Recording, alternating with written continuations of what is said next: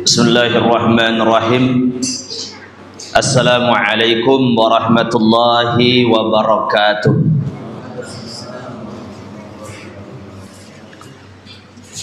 Innal hamdalillah nahmaduhu wa nasta'inuhu wa nastaghfiruh wa na'udzu billahi min shururi anfusina wa min sayyiati a'malina. May yahdihillahu fala mudilla lahu wa may yudlil fala hadiya lahu. Asyhadu an la ilaha illallah wahdahu la syarika lahu wa asyhadu anna Muhammadan abduhu wa rasuluhu la nabiyya ba'da. Allahumma salli wa sallim ala nabiyyina Muhammadin wa ala alihi wa sahbihi ajma'in, amma ba'du.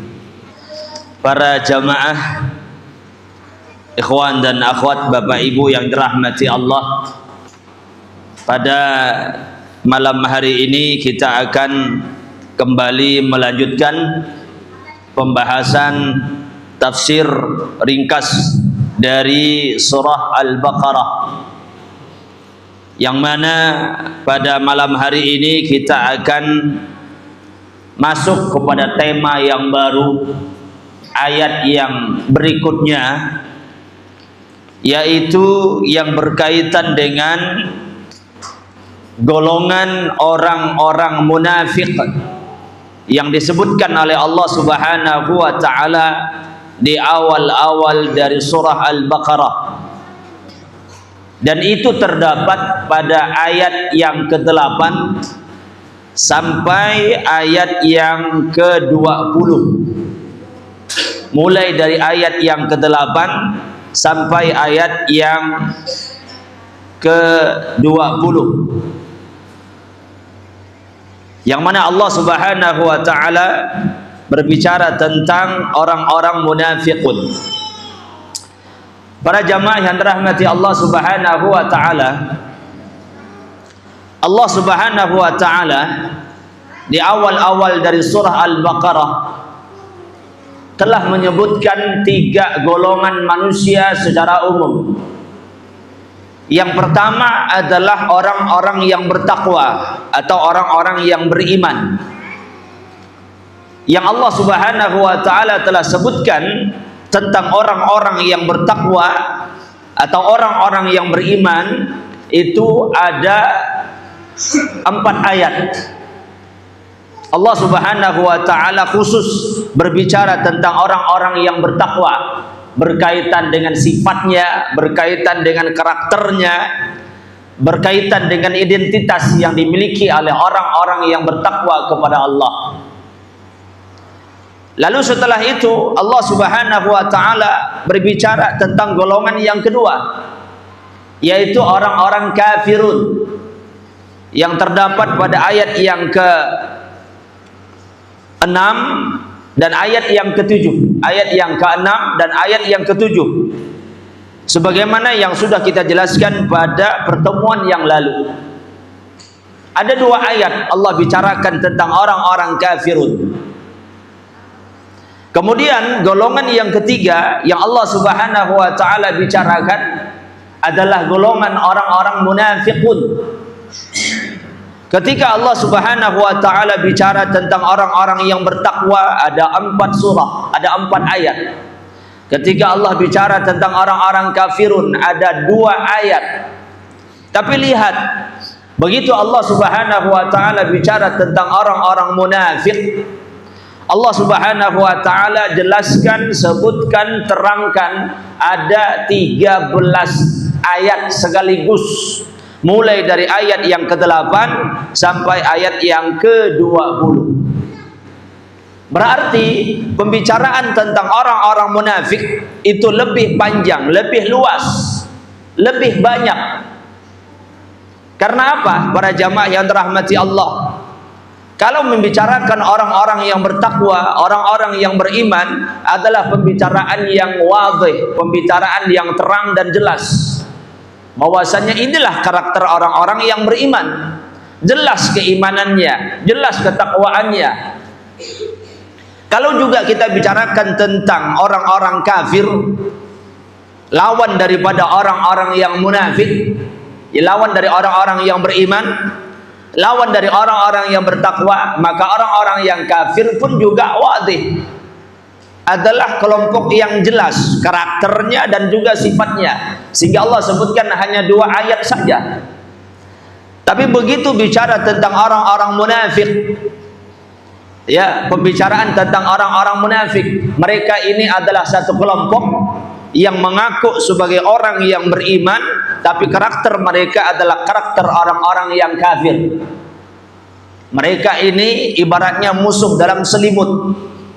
Mereka ini tidak bisa dikenal oleh orang-orang yang tidak memiliki hikmah, yang tidak memiliki ilmu. Mereka ini adalah duri dalam daging, jarum dalam lipatan, sehingga sulit untuk diterka, sulit untuk ditetapkan dia ini iman ataupun kafir. Karena dikatakan dia beriman, tapi karakternya seperti orang kafir. Dikatakan orang kafir, ternyata dia mengaku beriman kepada Allah dan juga kepada Rasul. Maka karakter orang-orang munafik ini sulit untuk dilihat, sulit untuk ditetapkan, sulit untuk diterka. Ya, sehingga Allah Subhanahu wa taala menyebutkan karakternya yang begitu banyak. Begitu yang disebutkan oleh sebagian ulama. Kenapa Allah Subhanahu wa taala membicarakan orang-orang munafik dengan ayat yang begitu banyak? Atau yang kedua, alasannya bahwasanya manusia, kaum muslimin khususnya, sangat mudah jatuh dalam perbuatan-perbuatan kemunafikan. Terbuka lebar jalan, terbuka lebar peluang untuk jatuhnya seseorang dalam karakter orang-orang munafik. Karena itu para jamaah yang dirahmati Allah, para ulama-ulama kita banyak telah menerangkan atau telah menjelaskan, ya, karakter daripada orang-orang munafik, tanda daripada orang-orang munafik. Sebagaimana Nabi Shallallahu Alaihi Wasallam pun juga pernah jelaskan dalam beberapa riwayat atau dalam beberapa hadis beliau, ayatul munafiq, tanda-tanda orang munafik itu kata Nabi, salah satu ada 3 di antaranya, dan itu bukan pembatasan, tapi ada tanda-tanda yang lain. Bahkan kadang-kadang sebagian ulama menjelaskan dari awal sampai akhir tanda-tanda orang-orang munafik. Walaupun sifat kemunafikan itu ada yang besar, ada yang kecil, ada yang i'tiqadi, ada yang amali. Tapi secara umum seorang muslim sangat mudah peluangnya untuk jatuh dalam perbuatan-perbuatan kemunafikan, minimal munafik amali, munafik dari segi amal. Bahkan sebagian ulama mengatakan tidak sholat berjamaah di masjid itu diantara sifat munafik, dan diantara karakter orang-orang munafik itu salah satunya tidak memakmurkan masjid, tidak berjamaah bersama kaum muslimin, tidak belajar, tidak menuntut ilmu dan lain sebagainya. Ini termasuk karakter orang-orang munafik. Jadi sifat kemunafikan ini adalah sifat yang sangat berbahaya. Dia adalah sesuatu yang bisa menipu seseorang. Dan para jamaah, dilihat dari segi bahayanya, kata ulama, dilihat dari segi bahayanya antara orang kafir dengan orang munafik, lebih bahaya orang munafik dibandingkan dengan orang kafir dari segi bahaya yang ditimbulkan. Kalau orang-orang kafir menimbulkan sesuatu yang bahaya, kita ma'ruf dan kita tahu itulah karakter orang-orang kafir dan perbuatan mereka orang-orang kafir. Tapi kalau orang-orang munafik, karena dia musuh dalam selimut, dia bisa merusak Islam dari dalam. Ya, dia bisa menghancurkan umat dari dalam tanpa dirasakan, tanpa disadari. Ternyata umat ini telah berperang dan telah dirusak oleh orang-orang munafik dari tubuh umat Islam itu sendiri. Para jamaah yang dirahmati Allah, oleh karena itu dalam sejarah ketika Nabi SAW berada di kota Makkah, belum hijrah ke kota Madinah, itu tidak ada orang-orang munafik. Peristiwa sebelum hijrah ke kota Madinah, orang munafik tidak ada. Orang munafik itu masih belum timbul. Karena apa? Karena di Mekah musuhnya terang, musuhnya jelas, yaitu orang-orang kafir.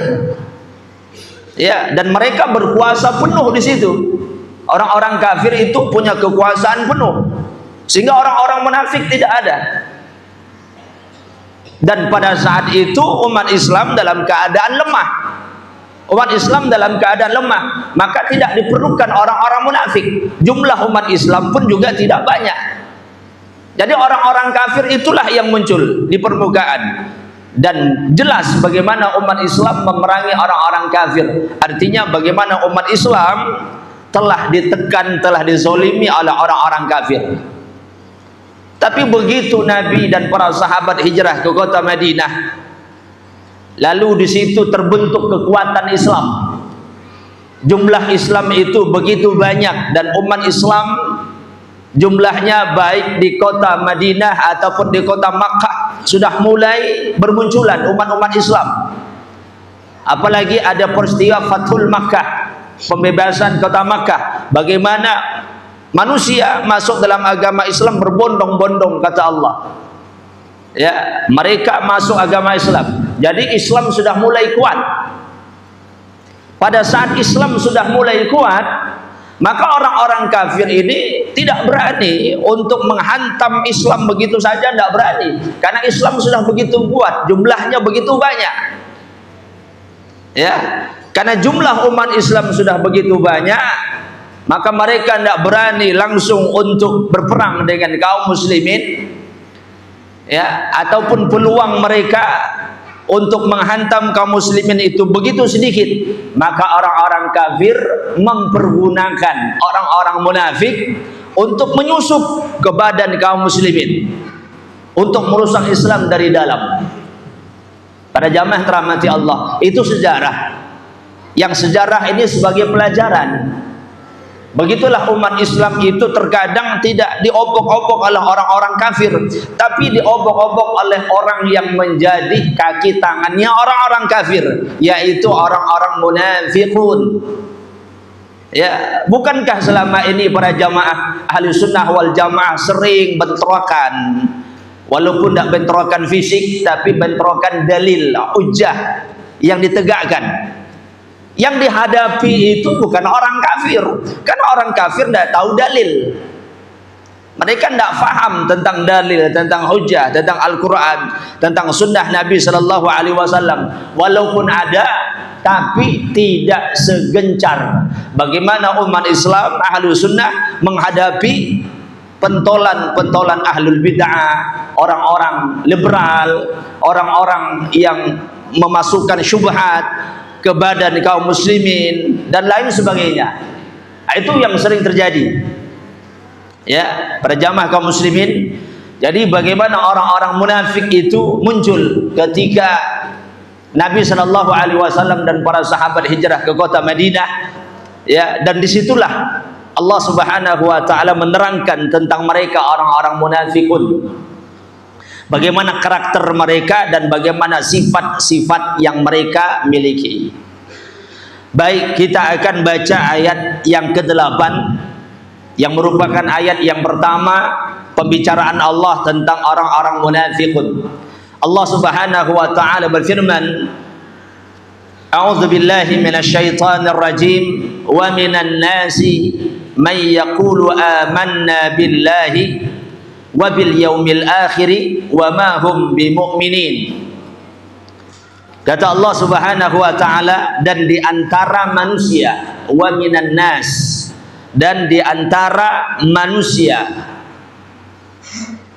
may yaqulu amanna billah, ada yang mengatakan kami beriman kepada Allah, wabil yaumil akhir, dan juga beriman kepada yaumul akhir, beriman kepada Allah, beriman kepada yaumul akhir. Lalu Allah mengatakan wa ma hum bimu'minin, padahal kata Allah sebenarnya mereka itu orang-orang yang tidak beriman, baik iman kepada Allah atau iman kepada yaumul akhir, mereka itu sebenarnya tidak beriman. Nah, lihat ayat yang mulia ini, para jamaah yang dirahmati Allah, bagaimana Allah Subhanahu wa taala menunjukkan tentang sekelompok manusia, wa minan nasi, dan di antara manusia.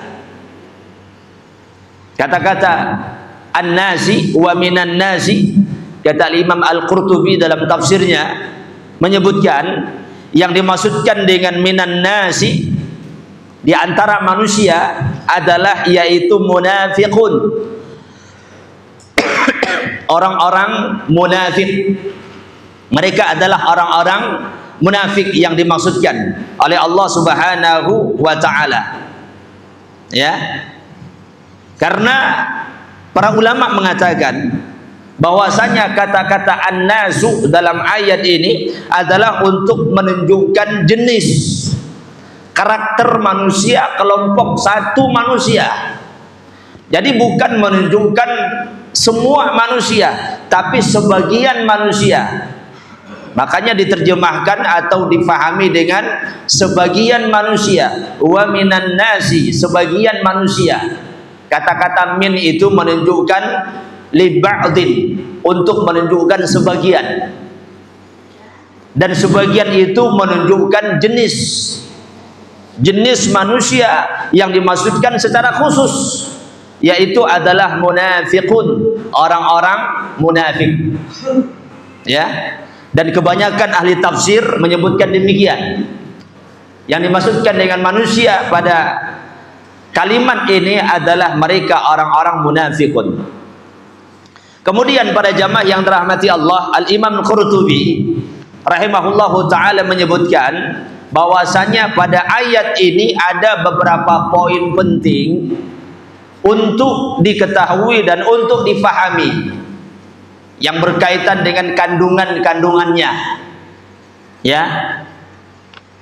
Di antaranya adalah kandungan pertama yang tadi kita sebutkan, bahwasanya maksud daripada manusia di situ adalah orang-orang munafikun. Yang kedua, para jemaah, kata beliau, para ulama berbeda pendapat tentang lafaz an-nasu.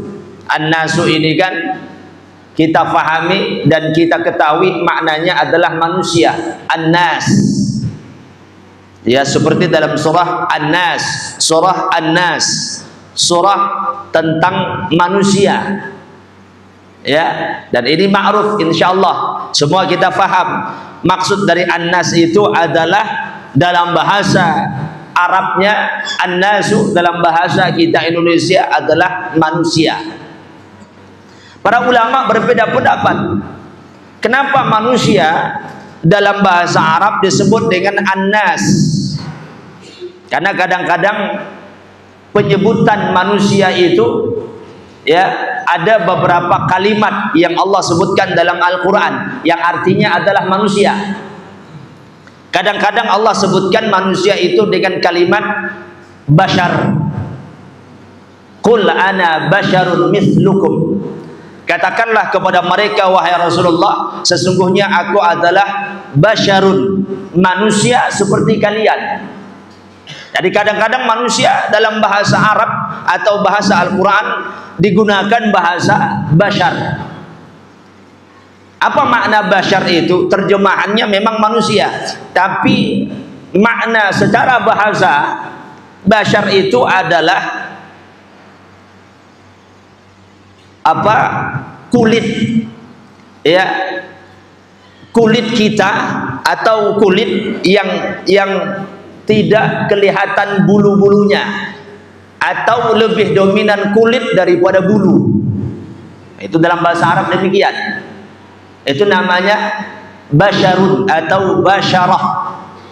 Ya, sesuatu yang dia lebih diliputi oleh kulit, sedangkan bulu-bulunya tidak kelihatan. Karena manusia itu memang berbeda dengan binatang. Kalau binatang lebih dominan dipenuhi badannya dengan bulu. Tapi kalau manusia tidak. Walaupun punya bulu tapi tidak kelihatan. Atau lebih dominan nampak kulitnya langsung. Ya. Kalau dalam bahasa Arab atau di beberapa riwayat, ya, bersentuhan kulit dengan kulit, atau istilah bersetubuh, ya, mubasyarah, bersentuhan kulit dengan kulit. Itu namanya kulit dengan kulit itu bersentuhan. Ya, kalau berhubungan badan suami istri, itu bisa disebut dengan al-mubasyarah, bersentuhan kulit dengan kulit.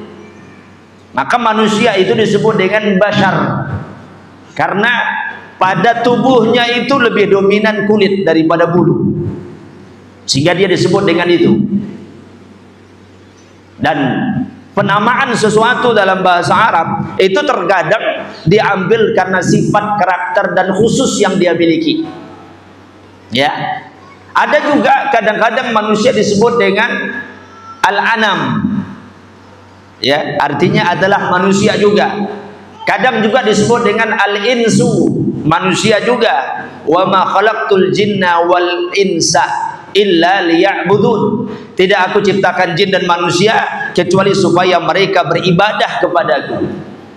Atau al-insan, al-insu atau al-insan, atau juga an-nasu, an-nas. Nah, ini kita ketahui secara bahasa, supaya kita tahu sebenarnya manusia ini kenapa disebut an-nas dalam bahasa Al-Quran. Dan segala sesuatu kadang dikasih nama sesuai dengan karakternya. Maka kata Al-Imam Al-Qurtubi, para ulama berbeda pendapat kenapa manusia itu disebut dengan an-nas dalam bahasa Arab atau dalam bahasa Al-Quran. Ada yang mengatakan sebabnya adalah bahwasanya manusia ini disebut dengan an-nas karena dia diambil dari kata nasa yanusu. Nasa yanusu. Nasa yanusu itu artinya adalah taharroka, bergerak, makhluk yang bergerak, beraktivitas. Ya, dia tidak seperti pohon, tidak seperti batu, ya, tidak seperti tanah, tapi dia adalah makhluk yang bergerak, sehingga dia disebut dengan an-nas, manusia, sesuatu yang selalu bergerak. Sebagian lagi ulama mengatakan an-nas itu, an-nasu itu diambil dari kata nasya, artinya adalah lupa. Lupa. Kenapa dia disebut dengan an-nasu, manusia itu? Karena manusia itu sifatnya pelupa. Ya, manusia itu sifatnya pelupa. Atau manusia itu sifatnya mudah berbuat keliru, mudah berbuat kesalahan. Sehingga dia disebut dengan an-nas. Mulai dari datuk kita, Nabi Adam alaihissalam, itu sudah mempraktekkan lupa tersebut ketika dia makan buah yang dilarang oleh Allah Subhanahu wa taala. Dia melakukan kelalaian, pelanggaran, dan itu karena kelupaan. Ya, lupa itu artinya adalah kesalahan yang dilakukan, dan kesalahan itu merupakan karakter yang dia miliki. Maka anak Adam kita pun juga ikut lupa. Kenapa? Karena nek datuk kita dah lupa. Maka kita anaknya pun juga ikut lupa, bahkan jadi pelupa. Ya, saking lupanya jadi pelupa. Ya, lupa tolen. Sikit-sikit lupa, sikit-sikit lupa. Nah, para jamaah yang dirahmati Allah, begitulah karakter daripada manusia. sehingga dia disebut dengan An-Nas. Dan sebagian lagi ulama mengatakan manusia itu disebut dengan An-Nas karena dia ini adalah makhluk sosial, artinya makhluk yang bermasyarakat, makhluk yang berkelompok, hidupnya dengan manusia yang lain, orang yang lain, sehingga disebut dengan An-Nasu, ya, karena al-ansah, sesuatu yang disenangi, sesuatu yang ramah, sesuatu yang hidupnya berkelompok, bermasyarakat, bersosial, ya, mereka disebut dengan karakter ini ataupun sifat ini, sehingga mereka manusia dalam Al-Quran disebut dengan sifatnya tersebut, yaitu An-Nasu. Ya, jadi para jamaah yang rahmati Allah, itu sedikit apa yang dibahas oleh para ulama, bahkan pernah didukil dari sahabat yang mulia, yaitu sahabat Ibnu Abbas radhiyallahu taala anhuma. Beliau mengatakan, nasiya Adamu ahdallahi fasummiya insanan. Sesungguhnya manusia, sesungguhnya Adam itu pernah lupa dengan janji Allah Subhanahu wa taala. Ya, karena Adam pernah lupa dengan janji Allah Subhanahu wa taala, maka dinamailah anak-anak Adam itu dengan insanan. Disebut dengan insan atau An-Nas. Karena An-Nas itu menurut sebagian ulama lughah dia adalah bentuk jamak dari insan. Dia disebut dengan An-Nasu. Baik, para jamaah yang dirahmati Allah. Kemudian yang ketiga yang berkaitan dengan ayat yang mulia ini, bahwasanya Allah Subhanahu wa taala menyebutkan tentang orang-orang yang beriman di awal-awal dari surah Al-Baqarah, atau orang-orang yang bertakwa, ya, terlebih dahulu sebelum Allah sebutkan tentang orang kafir, sebelum Allah sebutkan tentang orang-orang munafik, Allah sebutkan orang-orang yang beriman dulu, orang-orang yang bertakwa dahulu. Dan itu kata ulama dengan tujuan, karena susunan ayat dalam Al-Quran, susunan golongan-golongan yang Allah sebutkan dalam Al-Quran, kenapa ini didahulukan, kenapa ini dibelakangkan, itu terkadang memiliki makna, memiliki maksud. Karena tidak ada yang sia-sia di sisi Allah dan apa yang Allah firmankan di dalam Al-Quran. Kata ulama, didahulukan tentang penyebutan orang-orang yang beriman dan bertakwa di awal surah Al-Baqarah dalam rangka untuk memuliakan dan menunjukkan kemuliaan bagi siapa? Bagi manusia tersebut, karena mereka memiliki keutamaan, yaitu orang-orang yang beriman kepada Allah Subhanahu wa taala. Lalu setelah itu Allah sebutkan orang-orang kafir. Setelah Allah sebutkan tentang orang-orang yang beriman, Allah sebutkan orang-orang yang kafir, karena memang lawannya itu, lawan dari iman kan kafir, kufur. Ya, lawan dari ketakwaan ya adalah kekufuran kepada Allah Subhanahu wa taala. Jadi Allah dekatkan dua golongan yang jelas antara golongan orang-orang mukmin dengan golongan orang-orang kafir. Dan orang kafir itu adalah lawan dari golongan orang-orang yang mukmin. Lalu setelah Allah sebutkan orang-orang kafir, baru Allah sebutkan orang-orang munafik. Baru Allah Subhanahu wa taala sebutkan orang-orang munafik. Ya. Walaupun orang-orang munafik itu hakikatnya tidak beriman. Makanya pada ayat yang ke-8 ini Allah katakan di akhir ayat, wa ma hum bimu'minin, sesungguhnya mereka itu tidak beriman.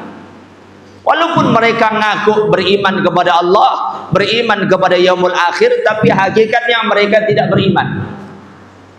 Ya. Tapi Allah Subhanahu wa taala sebutkan tentang orang-orang munafik setelah Allah Subhanahu wa taala sebutkan orang-orang kafir, karena tadi untuk menunjukkan bagaimana orang-orang munafik itu sifat mereka, karakter mereka adalah karakter yang tersamar, karakter yang kadang-kadang sulit untuk diterka. Ya, sehingga di kalangan sahabat pun tidak semua mereka tahu siapa saja orang-orang munafik. Huzaifah ibnu Yaman itu adalah seorang sahabat yang memegang kunci rahasia Rasul, termasuk rahasia orang-orang munafik itu siapa. Ya, sehingga banyak di kalangan sahabat, termasuk sahabat senior semacam Umar ibn Khattab, tidak tahu siapa saja orang-orang munafik. Tapi Huzaifah ibnu Yaman itu tahu berdasarkan kabar yang Nabi SAW sampaikan kepada beliau, tapi tidak didata, tidak ditulis.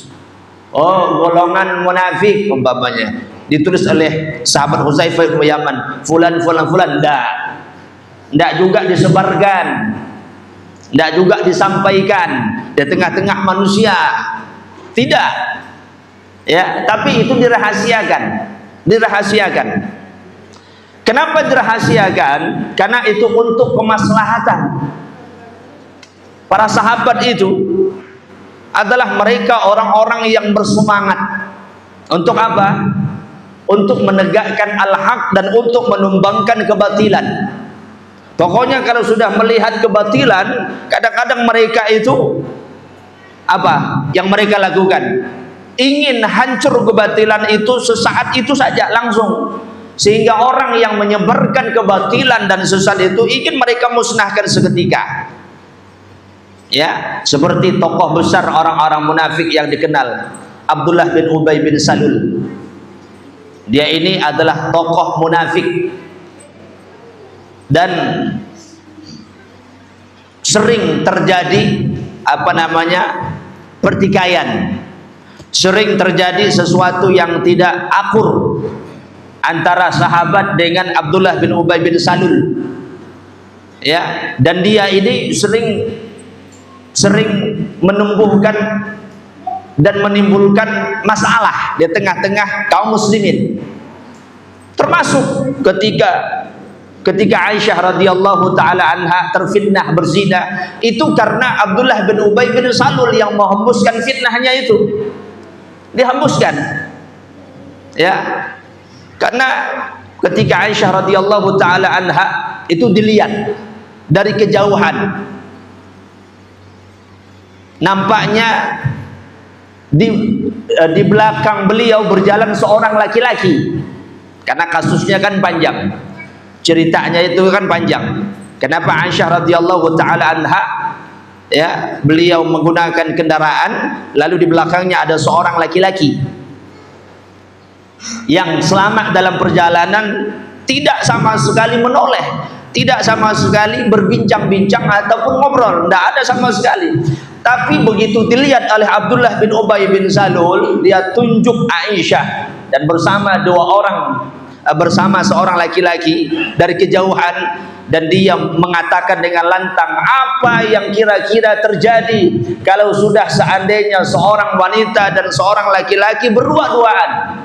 Kalian akan bisa terka apa yang akan terjadi. Itu yang menimbulkan perkataan itu Abdullah bin Ubay bin Salul. Lalu gegerlah kota Madinah, dan Rasulullah hampir percaya. Ya, dan beliau minta kepada Allah Subhanahu wa taala, lalu turunlah ayat mensucikan Aisyah radhiyallahu taala anha, rekomendasi langsung dari langit untuk membersihkan. Tapi yang jelas Madinah waktu itu dalam keadaan geger. Rasulullah, para sahabat dan istri-istri Nabi. Siapa yang menghembuskannya? Orang-orang munafik, para jamaah. Sehingga Umar bin Khattab itu pernah minta izin kepada Nabi untuk memenggal kepalanya, membunuhnya, ya, agar diizinkan untuk membunuhnya. Tapi Nabi Shallallahu Alaihi Wasallam tidak mengizinkan. Apa kata Nabi? La yatahaddatsun nasu anna Muhammadan yaqtulu ashabahu. Ya, jangan sampai nanti, kenapa dilarang? Jangan sampai nanti timbul fitnah di tengah-tengah manusia. Lihat bagaimana Muhammad telah membunuh kawannya seorang. Karena menurut orang-orang kafir, Abdullah bin Ubay bin Salul itu sahabat Nabi. hidup bersama Nabi dan dia mengaku sebagai orang Islam. Ya, berdampingan dengan sahabat-sahabat yang lain, berteman dengan Rasul, bermuamalah juga dengan Rasul, dan orang kafir tahu bahwasanya dia adalah sahabat Rasul, selalu berkomunikasi. Kalau seandainya dibunuh, nanti timbul fitnah. Apa fitnahnya? Nabi Muhammad membunuh kawannya seorang. Ya. Nah, karena itu para jamaah, ya kata para ulama, itulah sebagai pengetahuan bagi kita, sebagai dalil bahwasanya kita hanya menghukumi seseorang itu berdasarkan zahirnya, tapi tidak berdasarkan batinnya. Kita hukumi seseorang berdasarkan zahirnya seperti apa. Kalau zahirnya dia muslim, mengaku dia Islam, berkawan dengan kita, ya walaupun di belakang kita seperti menikam, tetap hukumi dia sebagai seorang muslim. Di belakang batinnya kita tidak tahu, kita serahkan kepada Allah Subhanahu wa taala. Ya, karena itu para ulama menimbulkan satu kaidah yang ma'ruf. Apa itu? Nahnu nahkumu bizahirihi. Kita menghukumi seseorang itu berdasarkan zahirnya. Berdasarkan zahirnya. Adapun batinnya, dalamnya itu urusan Allah. Urusan kita zahir, urusan batin itu urusan Allah Subhanahu wa taala. Jadi urusan kita jelas. Bagian mana urusan kita? Zahir. Batinnya serahkan kepada Allah Subhanahu wa taala. Ya. Dan itu dipraktikkan, dicontohkan oleh Nabi yang mulia tentang bagaimana sikap beliau dan para sahabat yang diajarkan oleh beliau bersikap kepada orang-orang munafik. Para jamaah yang dirahmati Allah. Baik. Jadi Allah Subhanahu wa taala menyebutkan tentang orang-orang yang beriman terlebih dahulu sebelum orang kafir dan orang munafik adalah dalam rangka untuk memuliakan dan menyebutkan fadilah keutamaan orang-orang yang beriman kepada Allah Subhanahu wa taala. Lalu Al-Imam Al-Qurtubi mengatakan, ya, bahwasanya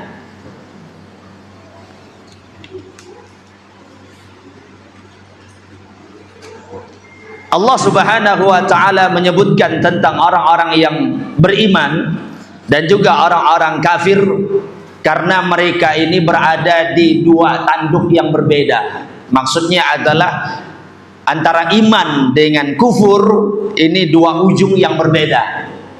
Sehingga Allah Subhanahu wa taala dekatkan penyebutannya untuk menegaskan dengan penjelasan yang sangat jelas tentang dua ujung tersebut.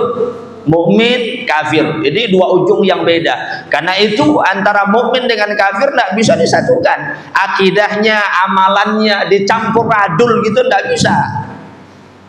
Wala talbisul haqqa bil batil. Jangan kalian campurkan antara yang hak dengan yang batil. Yang hak itu adalah ya nilai keimanan, yang batil itu adalah kekufuran. Ya. Dan kaidah ini jadi kaidah yang pokok dalam agama Islam para jamaah. Sehingga umat Islam tidak boleh menggabungkan diri dengan orang-orang kafir dari perkara akidah, perayaan, kebiasaan, adat istiadat, budaya orang-orang kafir. Tidak bisa karena ujungnya dah jauh berbeda. Lalu kalau ada orang yang ingin menyatukan antara mukmin dengan kafir, ini tidak mungkin bisa terjadi. Bagaimana tauhid dengan syirik disatukan? Itu mustahil. Bukan hampir tidak mustahil, memang mustahil. Tidak bisa disatukan antara yang hak dengan yang batin. Ya, para jamaah yang dirahmati Allah. Lalu yang keempat, para jamaah, Al-Imam Al-Qurtubi menyebutkan juga tentang ayat ini bahwasanya orang-orang mukmin itu ada dua jenis. Kata beliau, orang-orang mukmin itu ada dua jenis. Jenis yang pertama adalah orang mukmin yang dicintai oleh Allah Subhanahu wa taala dan mereka menjadi wali Allah. Ya. mereka menjadi wali Allah Subhanahu wa taala. Karena menjadi wali Allah itu beriman dan bertakwa. Itu kuncinya. Jadi wali itu bukan yang bisa terbang. Wali itu bukan tahan bacok. Wali Allah itu bukan yang seperti orang yang tidak waras.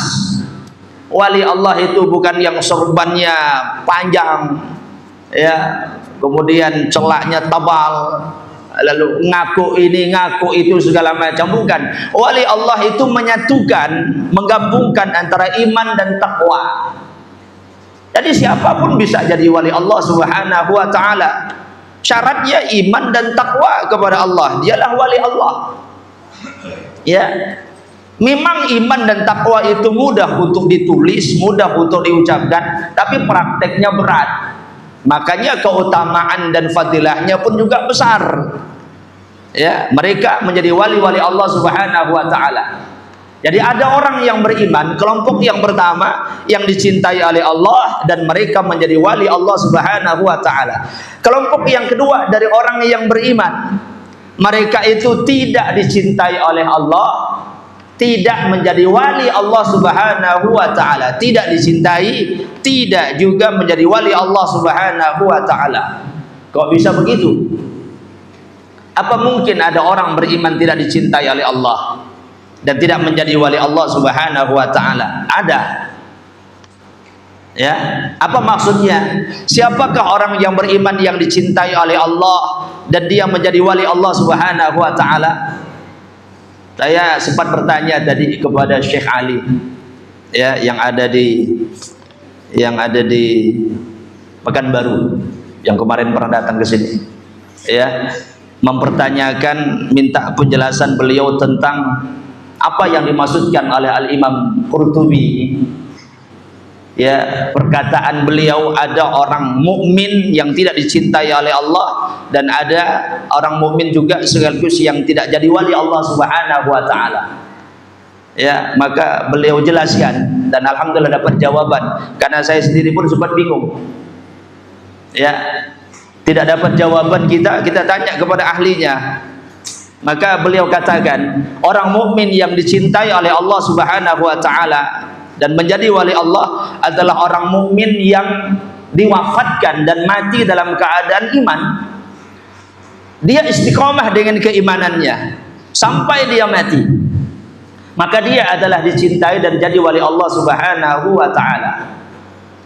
Adapun orang mukmin yang tidak dicintai oleh Allah dan juga yang tidak jadi wali Allah Subhanahu wa taala adalah seorang mukmin yang tidak mati dalam keadaan keimanan. Jadi akhir kehidupannya su'ul khatimah. Ya, sehingga dia tidak mendapatkan cinta dan dia tidak mendapatkan kedudukan yang tinggi di sisi Allah Subhanahu wa taala. Ya, itu yang beliau jelaskan. Jadi para jamaah yang rahmati Allah, ya, ternyata bahwasanya penjelasan beliau ini adalah penjelasan yang sebenarnya telah dijelaskan oleh para ulama-ulama terdahulu, para ulama-ulama ahli tafsir. Jadi memang yang dimaksudkan oleh Al-Imam Al-Qurtubi demikian, dilihat dari akhir kehidupan seorang mukmin tersebut. Kalau ada seorang mukmin semenjak dia kecil sampai dia tua, katakanlah dia beriman kepada Allah dengan kuat imannya, tapi ternyata dia mati dalam keadaan kufur, na'udzubillah, maka dia tidak akan dimuliakan oleh Allah Subhanahu wa taala, walaupun dominan umurnya untuk takwa, untuk iman. Sehari saja dia kufur dan dia mati dalam keadaan itu, maka kekufurannya tersebut menghapuskan nilai imannya yang bertahun-tahun. Dan kita berlindung kepada Allah dan kita minta kepada Allah keistiqomahan. Kemudian Al-Imam Al-Qurtubi rahimahullahu ta'ala juga mengatakan dan menjelaskan bahwasanya orang kafir itu ada dua macam. Tadi orang beriman, ya. Sekarang orang kafir ada dua macam. Pertama, orang kafir yang diazab dan mereka mendapatkan penghinaan di sisi Allah Subhanahu wa taala, direndahkan, dihinakan dan diazab oleh Allah. Dan ada juga orang kafir yang tidak diazab oleh Allah Subhanahu wa taala. Ya. Saya pun juga sempat bingung. Adakah orang kafir yang tidak diazab oleh Allah Subhanahu wa taala? Maka kita tanyakan lagi. Saya tanyakan kepada beliau, apa maksudnya ya Syekh? Ya, maka beliau jelaskan, orang kafir yang dimaksudkan yang diazab oleh Allah Subhanahu wa taala, ya dia mati istiqomah di atas kekafirannya. Mati dalam keadaan kafir. Ya, kekufuran yang dia lakukan. Adapun orang kafir yang tidak diazab oleh Allah, yang tidak dihinakan oleh Allah, ternyata dia mati dalam keadaan iman. Akhir kehidupannya husnul khatimah, akhir kehidupan yang baik. Ya, maka dia mendapatkan kedudukan yang mulia dan Allah tidak mengazab dia, Allah ampunkan dia dan Allah selamatkan dia, dan Allah Subhanahu wa taala catat dia sebagai orang-orang yang beriman. Nah, para jamaah rahmati Allah, bentuk yang kedua ini banyak dialami oleh para sahabat sebagian. Yang awalnya mereka kafir, lalu mereka masuk Islam, lalu tiba-tiba mereka syahid di jalan Allah Subhanahu wa taala, membela agama Allah Subhanahu wa taala. Baik. Kita lanjutkan yang kelima. Penjelasan dari Al-Imam Al-Qurtubi dalam ayat ini. Kata beliau bahwasanya orang-orang yang beriman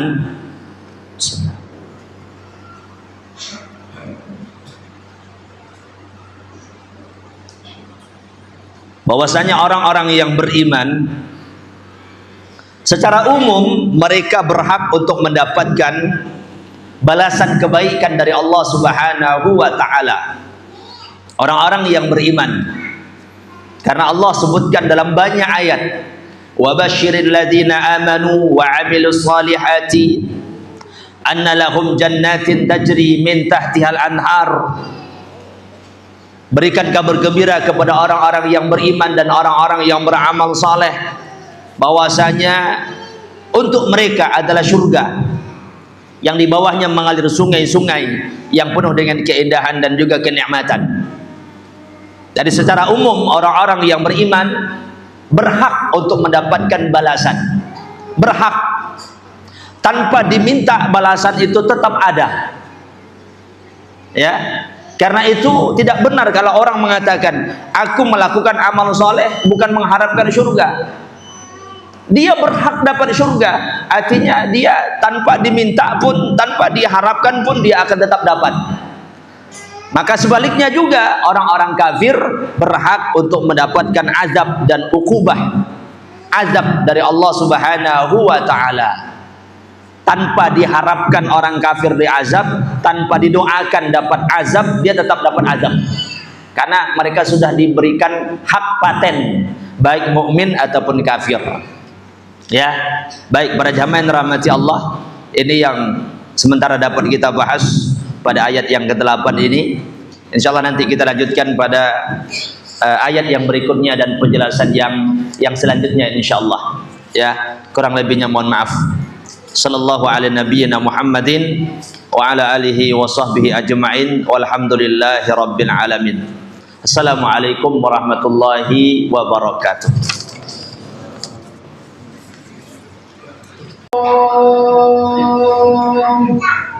La ilaha la ilaha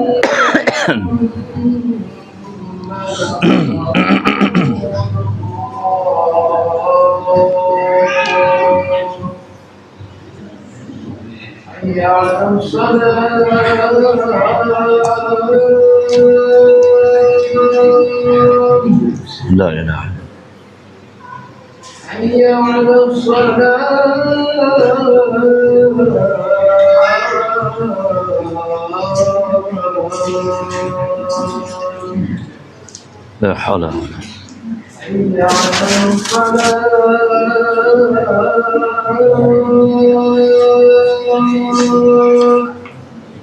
قوة حي على الفلاح.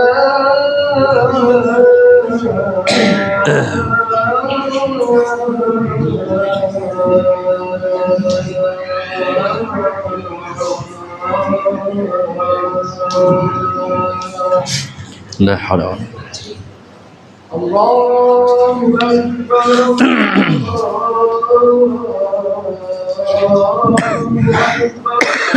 الله أكبر. لا إله إلا الله.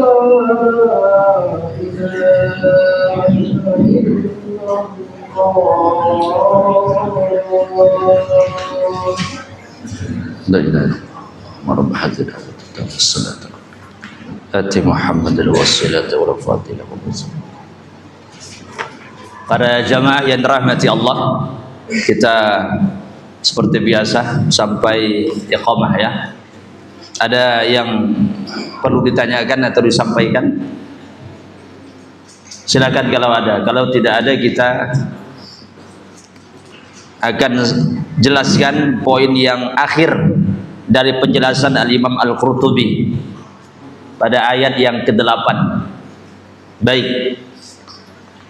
Kata beliau yang ke-6. Ini yang ke-6 ya. Betul, yang ke-6. Bahwasanya orang-orang munafik, mereka disebut dengan nama munafik karena karakter dan sifat yang mereka miliki sesuai dengan bahasa yang Allah sebutkan dengan bahasa itu, atau kata tersebut disebut dengan munafiqun. Karena munafik itu secara umum adalah maknanya menampakkan sesuatu yang sesuatu itu masuk dalam sesuatu yang disembunyikan. Ada sesuatu yang dinampakkan, ada sesuatu yang disembunyikan. Ya. Sesuatu yang dinampakkan itu adalah sesuatu yang mereka sembunyikan. Itu secara umum. Makanya kata-kata munafik itu, kata beliau, tashbihan biyarbu', dia serupa dan sangat mirip dengan kelakuan tikus, perbuatan tikus. Tikus itu memiliki lubang, ya, dan lubang tikus itu biasanya daan satu. Lubang tikus itu satu lubang tapi pintunya ada dua. Pintunya ada dua, tempat keluarnya itu ada dua. Dia tidak memiliki tempat keluar hanya satu, tapi dia memiliki tempat keluar ada dua. Kadang pintu ini, kadang pintu itu. Jadi pintunya ada dua, lubangnya satu. Itu sarang yang dimiliki oleh tikus. Ya, dan sarang tersebut disebut dengan nafiqa'u. Nafiqah. Maka orang-orang yang memiliki dua wajah, menampakkan iman, menyembunyikan kekafiran di hadapan orang-orang Islam, di hadapan orang-orang yang beriman, maka mereka disebut dengan munafik. Ya, mereka disebut dengan munafik. Karena itu Nabi sebutkan salah satu di antara tanda munafik itu suka berdusta, suka berbohong, karena dia menampakkan sesuatu yang tidak pada hakikatnya. Menampakkan sesuatu tidak pada hakikatnya. Atau ada orang di hadapan temannya lain, di hadapan teman yang itu lain, di hadapan keluarganya lain, di hadapan saudaranya yang lain, temannya yang lain berbeda. Ya, ini salah satu di antara sifat karakter. Ya, karakter daripada sifat-sifat munafik. Makanya nilai kebaikan selalu dipraktekkan dimanapun. Kadang-kadang di hadapan orang kita seperti orang yang sangat baik, sangat soleh, sangat tawadhu. Tapi begitu kita seorang sendiri, maka mudah kita bermaksiat kepada Allah Subhanahu wa taala, menjadi orang yang liar maksiatnya, menjadi orang yang sulit dikendalikan syahwat dan hawa nafsunya. Berarti dia menyembunyikan sesuatu. Di hadapan manusia seperti orang yang baik dan orang-orang yang saleh. Ya, maka para jamaah, maksudnya bukan kejelekan itu yang harus kita perlihatkan terus dimanapun, tapi kejelekan itu harus kita buang, dan kebaikan itulah yang kita hidupkan dimanapun kita berada. Makanya nilai ketakwaan, ya, diperingatkan dan dipesankan oleh Nabi, bertakwalah kalian dimanapun kalian berada, ya, supaya tidak seperti karakter orang-orang munafikun. Nah, para jamaah yang dirahmati Allah, jadi mereka disebut dengan kelompok munafikun karena mereka menyembunyikan sesuatu dan menampakkan sesuatu secara umum atau secara khusus di hadapan orang-orang yang beriman, menampakkan kebaikan tapi mereka menyembunyikan kekufuran. Ya, dan sifat munafik itu banyak, karakter kemunafikan itu banyak. Sesuatu yang kadang tanpa kita sadari, ternyata kita melakukan sebuah kemunafikan. Diberikan amanah, tidak menjalankan amanah dengan baik, berjanji tidak menepati, ya, berbicara penuh dengan kedustaan dan lain sebagainya. Nah, ini tanda-tanda kemunafikan yang disebutkan oleh Nabi di antaranya. Baik para jamaah, insyaallah nanti kita akan lanjutkan ayat yang ke-7, yang ke-9, ya. Yang ke-9. Ya, yang barusan kita bahas ayat yang ke-8 insyaallah. Kurang lebihnya mohon maaf. Wassallallahu ala nabiyyina Muhammadin wa ala alihi washabbihi ajmain. Subhanakallahumma wa bihamdika asyhadu an la ilaha illa anta astaghfiruka wa atubu ilaik. Assalamualaikum warahmatullahi wabarakatuh.